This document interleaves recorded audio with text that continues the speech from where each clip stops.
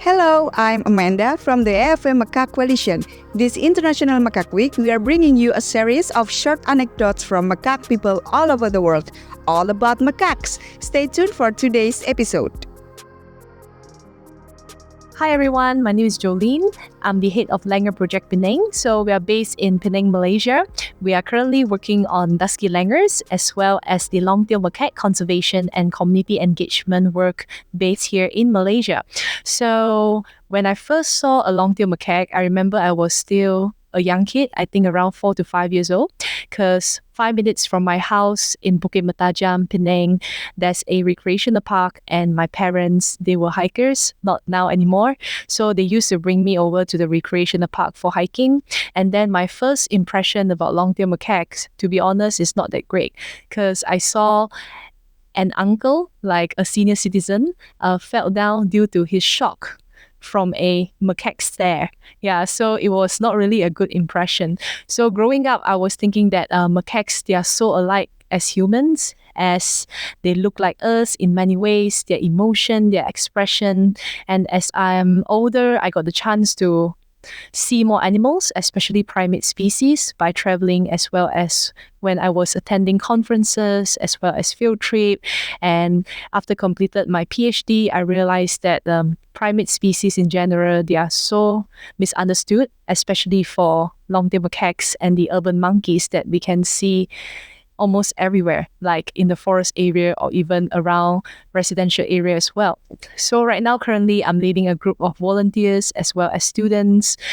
Instead of studying the behavioral ecology of long-tailed macaques, we're also trying to understand the perception of people locally at the grassroots level on their views toward long-tailed macaques and what they think about this charismatic species.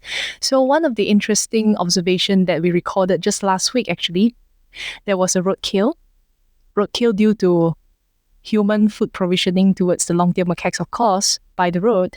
And we saw the long-tailed macaque, it was a female, subadult, laying on the road itself, and she can't move at all. So we kind of assumed that she was already dead. And what happened next was a group of young juveniles and infants went to investigate the diseased long-tailed macaque, and they were investigating the body. They were trying to groom the female macaque, laying so quietly on the ground. But they realized that the macaque wasn't moving, and I kind of able to sense that they got quite emotional. So they started to call, doing the macaque call, crack, crack, crack. And then after that, older individuals, like the big adults, started to approach the diseased body as well. And they kind of like moving around the body and trying to investigate whether this being is still alive or not.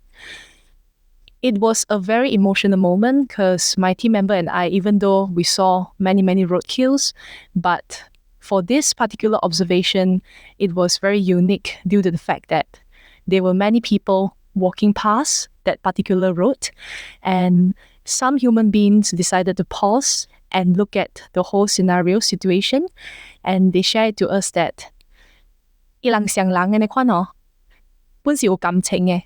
So this is Hokkien dialect, our local language. So it means that the macaques, they are just like human. They also have feelings. They also have relationship with other macaques as well, so similar to humans.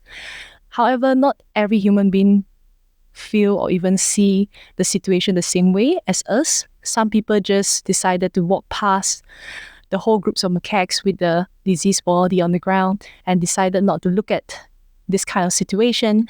But surprisingly, there were many, many people who paused, stood next to us, and talked to us regarding their experience with long-tailed macaques.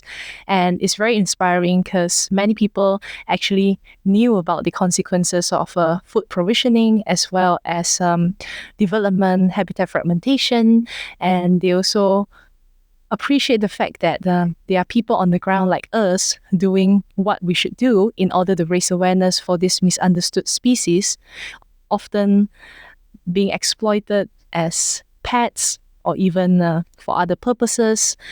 And it takes a long way and a lot of work for people to change their perception, at least from the negative to neutral, about long-tailed macaques.